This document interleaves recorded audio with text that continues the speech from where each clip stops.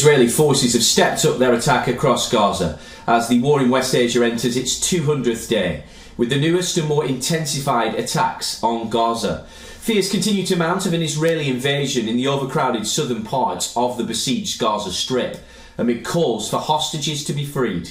According to reports, the Israeli army carried out intense shelling of Gaza City overnight, with the military saying it's also struck Hamas positions in South Gaza. Loud explosions were heard in the southwest Gaza and Khan Yunis, while strikes hit the Bureji and Nuseirat refugee camps in Central Gaza, should I say. The report further adds that the Israeli military has ordered fresh evacuations in the north of the enclave, warning civilians that they're in, quote, a dangerous combat zone. The warning was reiterated in a post by the Israeli army spokesperson, urging civilians of 4 zones in Beit Lahaya on Gaza's northern edge to move to shelter in 2 designated areas. He says the military will work with extreme force against militant infrastructure and subversive elements in the region. Meanwhile, Lebanon's Iran-backed Hezbollah group has launched its deepest attack inside Israel since the Gaza war began. The militant group says it launched dozens of rockets at northern Israel in response to the killing of 2 civilians in a strike blamed on Israel in Lebanon's south. In addition, Hezbollah's ally Hamas, in a televised speech marking the 200th day of war, said Israel has achieved none of its goals since it launched its war on Gaza. The militant group has also called for an escalation of war on all fronts. Hamas's spokesperson, Abu Ubaida from the Al-Qassam Brigade, made a public declaration to escalate the war across the Gaza Strip. On the other hand, back in Tel Aviv, public pressure continues to mount on Prime Minister Netanyahu's government to strike a truce deal to secure the release of the remaining hostages.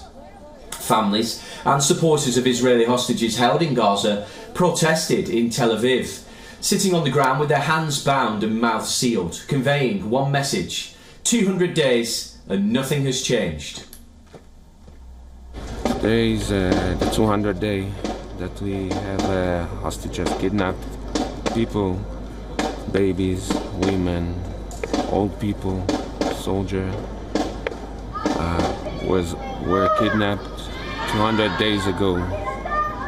My brother-in-law is back there in Gaza, and with 132 more people, it's too much.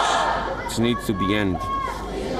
We need to have our peace, and the families need to have peace, and this country need to have peace.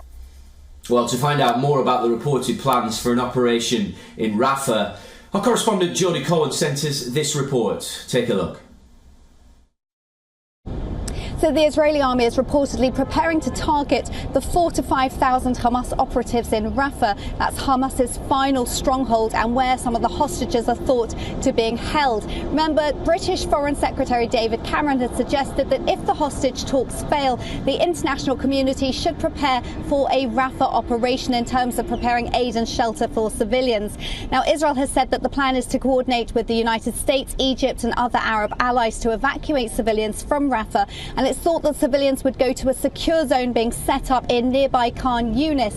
Now, satellite images appear to show large-scale tents being set up to provide shelter, food and medical facilities for civilians there. It looks like we could either see a hostage release deal or further fighting, but we're not hearing of any progress in hostage talks, and President Biden has said that the ball is in Hamas's court and it's up to Hamas to agree to a ceasefire deal.